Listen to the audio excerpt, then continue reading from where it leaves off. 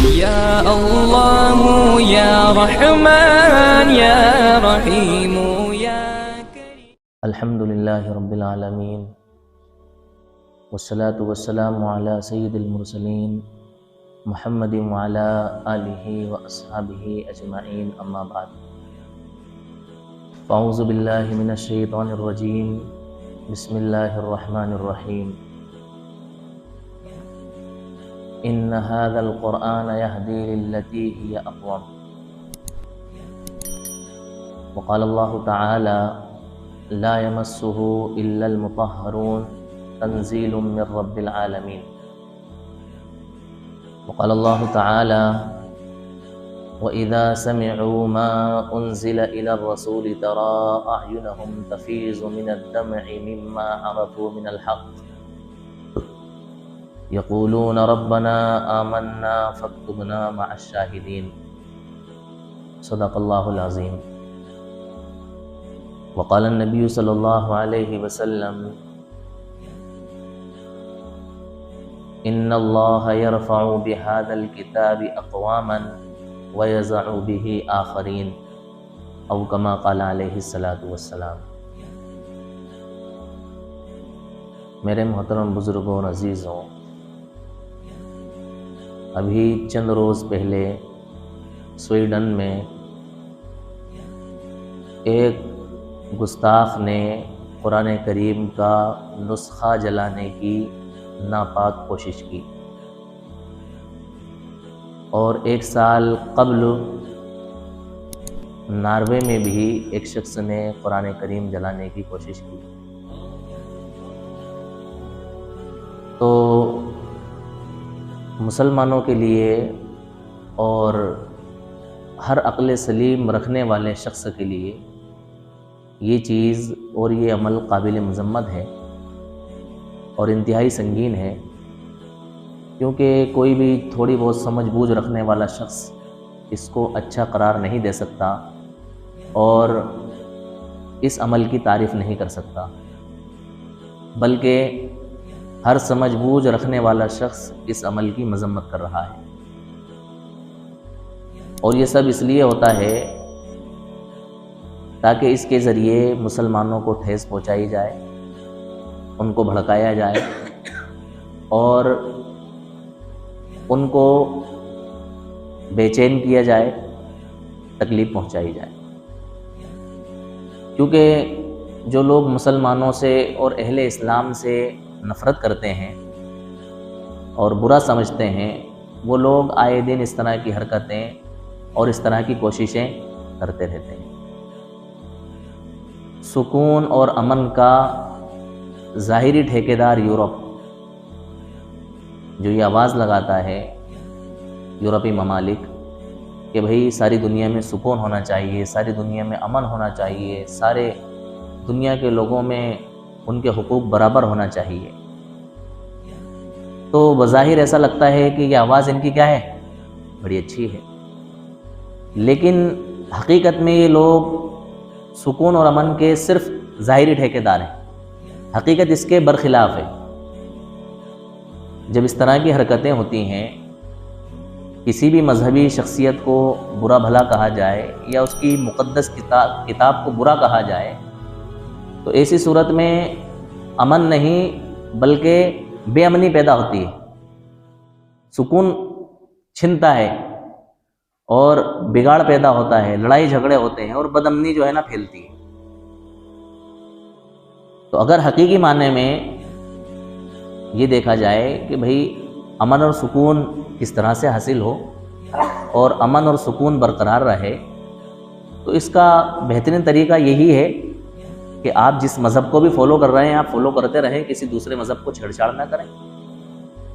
آپ جس کسی کتاب کو مانتے ہیں، پوجتے ہیں، آپ اس کتاب کو مانتے رہیں، کسی دوسرے مذہب کو برا بھلا نہ کہیں، اس کی کتابوں کو برا بھلا نہ کہیں. مذہب اسلام نے تو ہمیں اس چیز کی تعلیم نہیں دی، بلکہ مذہب اسلام نے تو کسی کو زبردستی مسلمان ہونے کے لیے بھی نہیں کہا کہ آپ زبردستی کیا ہو جاؤ، مسلمان ہو جاؤ. یہ زبردستی کسی کو کیا کر لو، مسلمان کر لو. اللہ تعالیٰ نے فرمایا لا اکراہ فی الدین، کہ دین میں کوئی زبردستی نہیں ہے۔ آپ کو مذہب اسلام اچھا لگتا ہے، آئیے، آپ کا استقبال ہے۔ آپ کو مذہب اسلام اچھا نہیں لگتا ہے، مت آئیے، کوئی زبردستی نہیں ہے۔ آپ کو قرآن کریم اچھا لگتا ہے، آپ قرآن کریم پڑھیے، اس کو سمجھیے، اس کو سیکھیے، اس کے اندر جانے کے لیے اور اس کی ڈیٹیل کو سمجھنے کے لیے کوشش کیجیے۔ آپ کو اچھا نہیں لگتا ہے، کوئی بات نہیں، آپ کے لیے اچھا نہیں ہوگا، مسلمانوں کے لیے تو اچھا ہے۔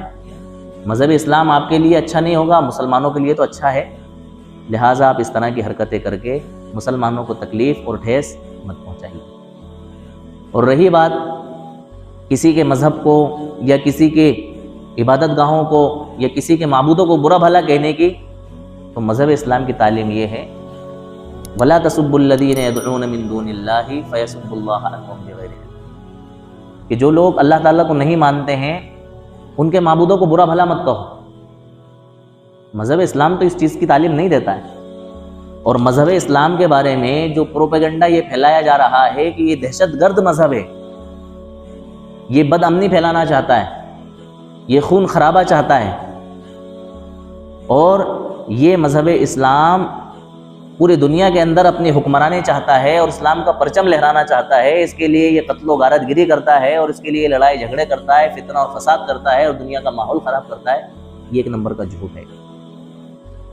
بھئی ہمیں سب کو اللہ تعالیٰ نے سمجھ دی ہے، عقل دی ہے، دماغ دیا ہے، ہم اپنی ریسرچ کے ذریعے نہ جانے کہاں کہاں تک پہنچ گئے ہیں، بہت زیادہ ہم نے ترقی کر لی ہے، تھوڑی بہت ریسرچ ہم قرآن پہ بھی کر لیں۔ بھئی جس قرآن کو لوگ یہ کہہ کر کے بدنام کر رہے ہیں کہ بھئی اس قرآن میں کیا دی جا رہی ہے، دہشت گردی کی تعلیم دی جا رہی ہے، تو ذرا اس کی اسٹڈی کریں، کسی کی سنی سنائی بات پہ تھوڑی عمل کرنا ہے۔ ہم ایک ٹیبلیٹ جو کہ ہمیں فائدہ بھی دے سکتی ہے، نقصان بھی پہنچا سکتی ہے، عام آدمی کے کہنے سے نہیں کھاتے ہیں۔ کیوں؟ اس لیے کہ اگر ہم نے اس کے کہنے سے اس ٹیبلیٹ کا استعمال کر لیا تو ہو سکتا ہے اس کے سائیڈ ایفیکٹ ہو جائیں اور ہمیں نقصان پہنچا دیں۔ ہم کتراتے ہیں، گھبراتے ہیں، ہم ڈاکٹر کے مشورے سے دوائی کا کیا کرتے ہیں؟ استعمال کرتے ہیں۔ تو ہم کسی کے بھی پروپیگنڈے سے یہ اندازہ کیسے لگا رہے ہیں اور متاثر کیسے ہو رہے ہیں کہ مذہب اسلام دہشت گردی کا مذہب ہے اور ان کی جو کتاب ہے قرآن کریم یہ دہشت گردی کی تعلیم دیتی ہے؟ ہم اس کی اسٹڈی کریں، اس کے بارے میں جانیں، اس کے بارے میں تحقیق کریں، کسی کی سنی سنائی بات پر اعتبار نہ کریں۔ مذہب اسلام دہشت گردی کی تعلیم نہیں بلکہ دہشت گردی کا خاتمہ کرنے کے لیے آیا ہے۔ جن لوگوں کی دکان ہی دہشت گردی سے چل رہی ہے ان کی وہ دکانیں کیا ہو جائیں گی؟ بند ہو جائیں گی۔ اس لیے وہ ایسی چیز جس سے ان کی دکان بند ہو رہی ہے اس کو لیول اور نام اس طرح کا دے دیتے ہیں کہ جس کی وجہ سے لوگوں میں یہ تاثر جائے کہ بھئی یہ کیا ہے؟ قرآن کیا ہے؟ دہشت گردی کی تعلیم دیتا ہے۔ تو کوئی انسان قرآن سے قریب ہونے نہ پائے اور اس کو سمجھنے نہ پائے۔ لیکن میں دنیا کے ہر انسان سے یہ بات کہوں گا کہ وہ اپنی اپنی زبان میں، ہر زبان میں قرآن کریم کا ٹرانسلیٹ موجود ہے، اپنی زبان میں قرآن کو پڑھے اور اس کو سمجھے کہ قرآن دہشت گردی کی تعلیم دیتا ہے یا امن کی تعلیم دیتا ہے۔ قرآن میں اللہ تعالیٰ نے فرمایا كتبنا على بني إسرائيل أنه من قتل نفسا بغير نفس أو فساد في الأرض فكأنما قتل الناس جميعا ومن أحياها فكأنما أحيا الناس جميعا۔ تو اللہ تعالیٰ نے فرمایا کہ کسی ایک انسان کو قتل کرنا ایسا ہے جیسا کہ سارے دنیا کے لوگوں کو کیا کر دینا؟ قتل کر دینا، ان کو جان سے مار دینا۔ ومن أحياها، اور جس کسی انسان کو ہلاکت سے بچا لیا تو ایسا ہے جیسا کہ ساری دنیا کے انسانوں کو کیسے بچا لینا؟ ہلاکت سے بچا لینا۔ اب اگر اسلام کی تعلیم اور قرآن کی تعلیم دہشت گردی کی ہوتی تو اللہ تعالیٰ یہ کہتے؟ بھئی قرآن میں تو یہ ہوتا کہ بھئی قتل کرو، مارو، پیٹو، لوٹو، گھسوٹو، اور جس طرح سے ہو سکے لوگوں پر ظلم و زیادتی کرو اور اپنا پرچم لہراؤ اور اپنا سکہ کیا کرو؟ رائج کرو۔ لیکن اسلام نے یہ تعلیم ہمیں نہیں دی، بلکہ ہمیں قتل و غارت گری سے روکا۔ فرمایا کہ جس کسی نے کسی انسان کو بغیر کسی وجہ کے قتل کر دیا تو اس ایک انسان کا قتل کرنا حقیقت میں ایسا ہے جیسا کہ سارے انسانوں کو کیا کر دینا؟ قتل کر دینا۔ یعنی ساری دنیا کے انسانوں کو آپ قتل کر دو، جتنا بڑا گناہ سارے لوگوں کے قتل کرنے پر آپ کو ملے گا اتنا ہی گناہ آپ کو کسی ایک انسان کے قتل کرنے پر بھی ملے گا۔ کسی انسان کو آپ نے ہلاکت سے بچا لیا تو اس کے اوپر اتنا اجر آپ کے لیے ہے جتنا اجر ساری دنیا کو ہلاکت سے بچانے کے لیے. یہ ہمارے قرآن کریم کی تعلیم ہے. ایک جگہ اللہ تعالیٰ نے فرمایا کہ جس کسی شخص نے کسی مومن کو جان بوجھ کر کے قتل کر دیا تو اس قتل کا گناہ یہ ہے کہ اللہ تعالیٰ اس قتل کی وجہ سے ہمیشہ ہمیشہ کے لیے اس کو قائم رکھیں گے، جہنم میں رکھیں گے، اور اللہ تعالیٰ کا غضب اس کے اوپر نازل ہوگا اور اللہ تعالیٰ کی لعنتیں اس کے اوپر نازل ہوں گی. اللہ تعالیٰ نے اس کے لیے جہنم کو تیار کر رکھا. تو ہمارے وہاں دہشت گردی کی تعلیم نہیں ہے، ہمارے وہاں تو امن کی تعلیم ہے، سکون کی تعلیم ہے، بھائی چارے کی تعلیم ہے، پیار و محبت کی تعلیم ہے، رواداری کی تعلیم ہے، اخلاقیات کی تعلیم ہے. جن لوگوں کے ذہن میں یہ بات بیٹھی ہوئی ہے وہ سمجھیں، ہماری باتوں پر اعتبار نہ کریں، خود اپنے طور سے اس کو سمجھنے کی کوشش کریں، اپنے طور سے اس کی اسٹڈی کریں، اپنے طور سے اس کو پڑھیں اور سیکھیں اور پھر اس کا کیا کریں، اندازہ لگائیں. تو میں یہ کہہ رہا تھا کہ چند دن پہلے ایک شخص نے قرآن کریم کو جلانے کی ناپاک کوشش کی، تو اب ہماری اہل اسلام کی کیا ذمہ داری بنتی ہے، ہمیں کیا کرنا چاہیے؟ تو ہر مسلمان کی یہ ذمہ داری ہے کہ وہ اپنے قول اور فعل کے ذریعے، اپنے عمل کے ذریعے لوگوں میں یہ ظاہر کرے کہ یہ قرآن کریم ساری انسانیت کے لیے رہبری، رہنمائی اور ہدایت کی کتاب ہے. اس قرآن کریم کو اللہ تبارک و تعالیٰ نے اس لیے نازل کیا ہے تاکہ اس کے ذریعے ساری انسانیت، دنیا میں بسنے والا ہر انسان سیدھے راہ پر آ جائے. کائے پر آ جائے؟ سیدھے راہ پر آ جائے. یہ قرآن کریم کتاب اللہ ہے، اللہ کی کتاب ہے، کلام اللہ ہے، اللہ کا کلام ہے. یہ مخلوق نہیں ہے. جس طرح سے ہم سب مخلوق ہے، ساری مخلوق کو فنا ہونا ہے. اللہ تعالیٰ کی ذات اور صفات کو فنا نہیں ہونا ہے. کلام اللہ بھی فنا نہیں ہوگا. کیوں؟ اس لیے کہ یہ کیا ہے؟ اللہ تعالیٰ کی صفت ہے. بھئی میں انسان ہوں، یہ میری ذات ہے، میں بول رہا ہوں، بولنا کیا ہے؟ میری صفت ہے، بات چیت کرنا میری صفت ہے. تو اسی طرح سے اللہ تبارک و تعالیٰ کی جو ذات ہے، اس ذات سے نکلا ہوا یہ کلام ہے، تو یہ کیا ہوا؟ اللہ تعالیٰ کی صفت ہوا. یہ مخلوق نہیں ہے بلکہ کیا ہے؟ اللہ تعالیٰ کی صفت ہے، اللہ تعالیٰ کی ذات سے نکلا ہوا یہ کلام ہے. تو اللہ تبارک و تعالیٰ نے اس قرآن کریم کو اللہ کے رسول صلی اللہ علیہ وسلم پر اس لیے نازل فرمایا تاکہ اس قرآن کریم کی تعلیم کے ذریعے ساری دنیا کے لوگ ہدایت یافتہ ہو جائیں. اللہ تعالیٰ نے فرمایا شہر رمضان الذی انزل فیہ القرآن ھدی للناس، کہ اللہ تعالیٰ نے قرآن کریم کو رمضان کے مہینے میں نازل فرمایا. کیوں فرمایا؟ ھدی للناس، لوگوں کی ہدایت کی.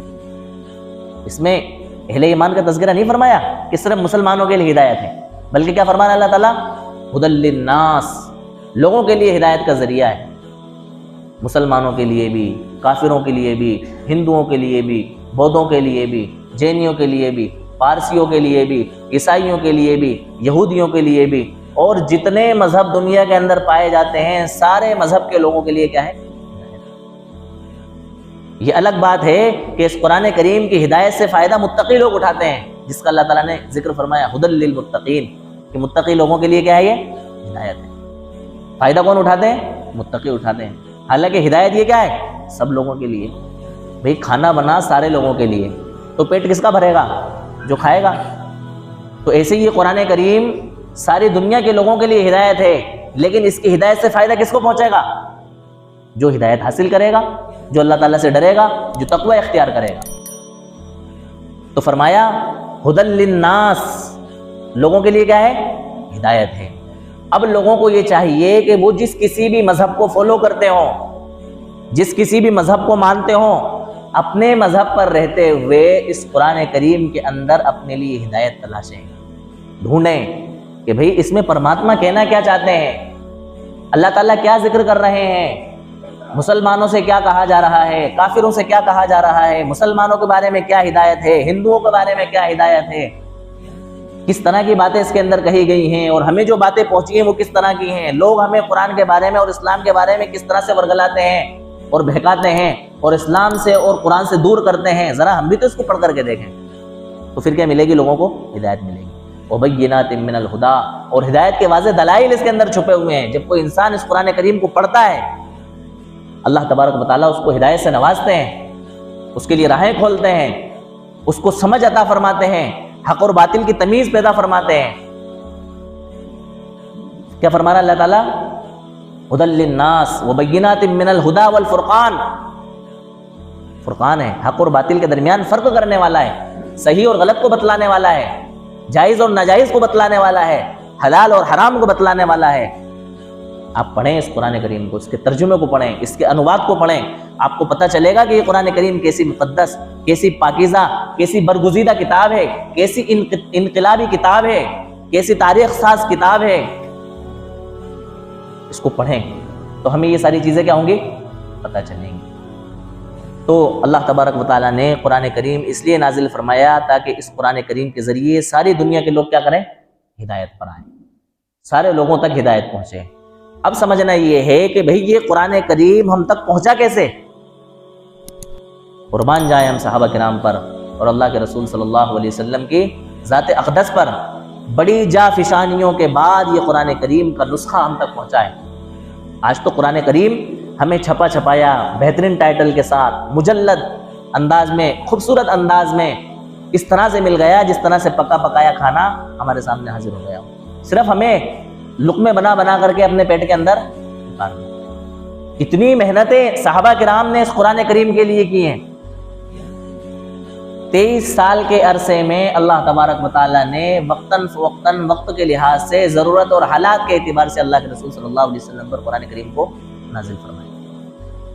سب سے پہلی وحی اللہ کے رسول صلی اللہ علیہ وسلم پر 40 سال کی عمر میں غار حرا کے اندر آئی، اور حضرت جبرائیل علیہ السلام سورہ علق کی ابتدائی 5 آیتیں لے کر کے حاضر ہوئے۔ اقرأ بسم ربک الذی خلق، خلق الانسان من علق، اقرأ وربک الاکرم الذی علم بالقلم، علم الانسان ما لم یعلم۔ پڑھیے اپنے رب کے نام سے جس نے پیدا کیا۔ دیکھو سب سے پہلا خطاب مسلمانوں کو اور ساری دنیا کے لوگوں کو کیا ہے؟ پڑھیے۔ کیا کیجئے؟ پڑھیے۔ اقرأ بسم ربک الذی خلق، کیا کیجئے؟ پڑھیے۔ ساری دنیا کے لوگوں کو خطاب ہے، خصوصاً مسلمانوں کو خطاب ہے کہ جب آپ اس قرآن کریم پر اوپر ایمان لائے ہو تو اس آیت پر بھی ایمان لاؤ کہ پڑھیے۔ سب سے بچھڑا ہوا اگر کوئی پڑھائی لکھائی میں تو وہ کون ہے؟ مسلمان۔ ہمارا طبقہ کسی مصرف کا نہیں ہے، نہ دنیا کا، نہ دین کا، نہ آخرت کا، کائے کا بھی نہیں ہے، بالکل ایک دم بزدل، کمزور، لاچار، اپاہج کی طرح زندگی جی رہا ہے۔ تو وہ کون جی رہا ہے؟ مسلمان۔ اور ان کو بھی خطاب ہے جن کو قرآن کے بارے میں ڈاؤٹ ہے، جو قرآن کے بارے میں کنفیوژن کا شکار ہیں، تذبذب کا شکار ہیں، شکوک و شبہات کا شکار ہیں، ان کو بھی خطاب اقرا، پڑھیے اس قرآن کریم کو، پڑھیے، اس کے اندر ٹٹولیے، ڈھونڈیے کہ کیا کچھ اللہ تعالیٰ نے فرمایا ہے۔ ان آیتوں کے نازل ہونے کے بعد 3 سال تک وحی کا سلسلہ بند ہو گیا۔ پھر اللہ تبارک و تعالیٰ نے حضرت جبرائیل علیہ السلام کو اللہ کے رسول صلی اللہ علیہ وسلم کے پاس سورہ مدثر کی ابتدائی آیتیں لے کر کے پہنچایا۔ یا ایھا المدثر، اے چادر میں لپٹنے والے شخص، قم فانذر، کھڑے ہوئیے اور لوگوں کو ڈرائیے، وربک فکبر، اور اپنے رب کی تکبیر کہیے، وثیابک، اور وطہر، اور اپنے کپڑوں کو کیا کیجئے؟ پاک صاف کیجئے، والرجز فہجر، اور گندگی سے کنارہ کش ہو جائیے۔ یہ آیت اللہ تبارک و تعالیٰ نے نازل فرمائی۔ پھر وقتاً فوقتاً یہ قرآن کریم نازل ہوتا گیا۔ حضرت جبرائیل علیہ السلام جب اللہ کے رسول کے پاس قرآن کریم لے کر کے آتے تو اللہ کے رسول اس خیال سے کہ کہیں میں بھول نہ جاؤں، جلدی جلدی پڑھنے کی کوشش کرتے، اس کو یاد کرنے کی کوشش کرتے۔ سب سے پہلے حافظ قرآن کریم کے اللہ کے رسول صلی اللہ علیہ وسلم۔ اللہ تعالیٰ نے فرمایا لا تحرک بہ لسانک لتعجل بہ ان علینا جمعہ وقرآنہ فاذا قرأناہ فاتبع قرآنہ ثم ان علینا بیانہ، کہ آپ جلدی جلدی اپنی زبان کو حرکت مت دیجئے، ہمارے ذمہ ہے اس قرآن کریم کو تمہیں یاد کرا دینا اور اس قرآن کریم کو اکٹھا کر دینا،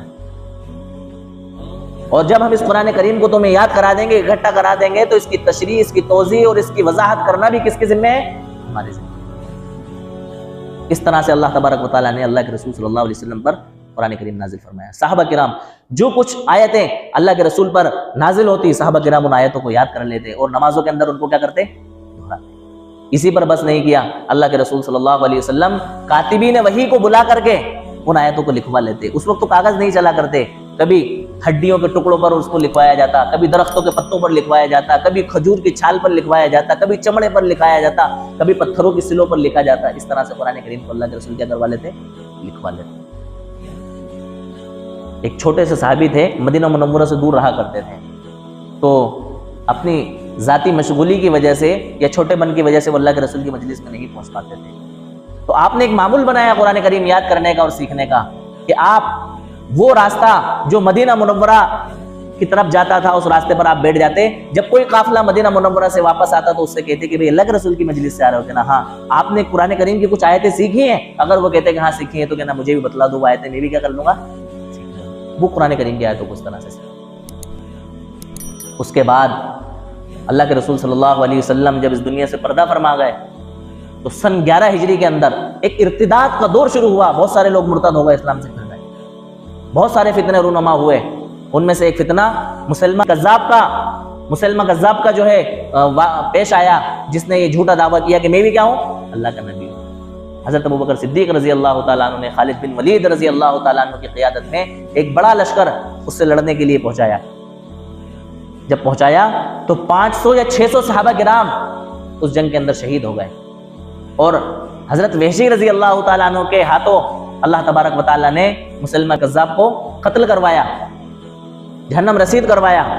اسی دوران 70 صحابہ جو کہ حافظ قرآن تھے وہ بھی کیا ہو گئے، شہید ہو گئے.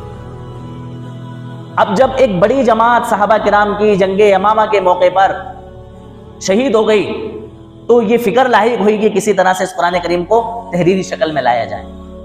کیا کیا جائے؟ تحریری شکل میں لایا جائے. چنانچہ حضرت ابوبکر صدیق رضی اللہ تعالیٰ عنہ نے حضرت عمر فاروق رضی اللہ تعالیٰ عنہ کے مشورے سے قرآن کریم کو جمع کرنے کے لیے حضرت زید بن ثابت رضی اللہ تعالیٰ عنہ کی یہ کام سپرد کیا کہ آپ قرآن کریم کو کیا کریں، جمع. چنانچہ آپ نے تمام خود حافظ قرآن ہونے کے باوجود متواتر طریقے پر جو آیت آپ کو یاد تھی، آپ نے صحابہ سے پوچھا کہ آپ کو یہ آیت یاد ہے؟ کیا آپ کو یہ آیت یاد ہے؟ صحابہ نے کہا ہمیں یاد ہے، فلاں جگہ پر بھی یہ آیت لکھی ہوئی ہے، فلاں جگہ پر بھی یہ آیت لکھی ہوئی ہے. جب یہ یقین ہو گیا کہ واقعتاً یہ قرآن کریم کا حصہ ہے اور یہ قرآن کریم کی آیت ہے تو اس کو کیا کر دیا. اس کے بعد حضرت عثمان غنی رضی اللہ تعالیٰ عنہ کے زمانے میں جب اسلام دور دراز علاقوں میں پھیلا اور صحابہ کرام نے اپنے متبعین کو قرآن کریم سکھایا، تو اللہ کے رسول کے سے جو صحابہ نے قرآن سیکھا تھا وہ مختلف قراتوں میں سیکھا تھا. آپ نے سنا ہوگا قرات سبع، قرات عشرہ، 10 قراتیں اللہ تعالیٰ نے نازل فرمائی. یعنی قرآن کریم پڑھنے کے 10 انداز، 10 طریقے سے قرآن کریم پڑھا جاتا ہے. تو مختلف قراتوں میں قرآن کریم کیا ہو گیا، لوگوں میں عام ہو گیا. اب ہر انسان اپنی قرات کو صحیح اور دوسرے کی قرات کو کیا سمجھنے لگا، غلط سمجھنے لگا. حضرت عثمان غنی رضی اللہ تعالیٰ عنہ نے پھر حضرت زید بن ثابت رضی اللہ تعالیٰ عنہ کو یہ ذمہ داری سپرد کی کہ آپ جو ہے قرآن کریم کے صحیفے حضرت حفصہ رضی اللہ تعالیٰ عنہ سے منگوایا کہ حضرت حفصہ آپ کے پاس حضرت ابوبکر صدیق رضی اللہ تعالیٰ عنہ کے زمانے کے جو تحریری نسخے قرآن کریم کے وہ آپ ہمارے پاس پہنچا دیں. وہ نسخے حضرت زید بن ثابت کے حوالے کیے اور فرمایا کہ ان نسخوں کو آپ جو ہے سب قراتوں کی رعایت کے ساتھ میں اس طرح سے تحریر فرما دو کہ کسی بھی قرات والے کو پڑھنے کے اندر کسی طرح کی کوئی دشواری پیش نہ آئے. اس انداز سے قرآن کریم کو کیا کیا، منظم کیا. اور فلاں صورت، فلاں آیت، فلاں صورت میں جو ہے اس کو اسی صورت کے اندر کیا کر دو، لکھ دو. اس قرآن کریم کے اندر پھر بعد میں ہماری رعایت کے لیے زبر زیر پیش کا بھی اضافہ کیا گیا اور نقطوں کا بھی اضافہ کیا گیا. اس کے اندر رکوع قائم کیے گئے نماز کی رعایت کے لیے، پارے قائم کیے گئے بچوں کے یاد کرنے کے لیے. اس طرح سے یہ قرآن کریم آج خوبصورت ٹائٹل میں ہمارے پاس کیا ہے. لیکن افسوس ہے ہمارے اسلام پر، ہمارے مسلمان ہونے پر، کہ یہ قرآن کریم جیسی ہدایت یافتہ کتاب ہمارے پاس موجود ہونے کے باوجود ہم اس قرآن کریم سے کوسوں دور ہوئے بیٹھے ہوئے ہیں اور غیر ہماری اس قرآن کریم کی کتابوں پر حملہ کر کر کے ہمیں تکلیف پہنچا رہے ہیں اور نقصان پہنچا رہے ہیں، اور ہمیں کسی طرح کی کوئی فکر بھی. ہمیں تو یہ ہونا چاہیے تھا کہ ہماری زندگی کے سب سے پہلے اسباق ہی قرآن کریم کے ہوتے. ہماری بچپن کی تعلیم ہی کیا ہونا چاہیے تھی، قرآن کریم کے ہونا چاہیے. ہمارے گھر میں ہر بندہ، ہر بندی، ہر شخص، ہر مرد، ہر عورت، بچہ بچی بغیر قرآن کریم ناظر پڑے ہوئے نہیں رہنا چاہیے. اور دیکھو بچپن کی تعلیم کے نقوش انسان کی زندگی پر کیا ہوتے ہیں، مرتب ہوتے ہیں. آپ اپنے بچے کو مکتب کے اندر قرآن کریم ناظرہ پڑھا دو، اس کے بعد آپ کا بچہ جس کسی فیلڈ میں جائے گا، جس کسی ماحول میں جائے گا، اس کو وہ ماحول متاثر نہیں کر پائے گا. ایمان کی روشنیاں اور ایمان کی کرنیں اس کے دل کے اندر کیا رہیں گی؟ باقی رہیں گی۔ ہمیں مسلمانوں کو یہ کوشش کرنا چاہیے کہ ہم اس قرآن کریم سے اپنا رشتہ کیا کریں؟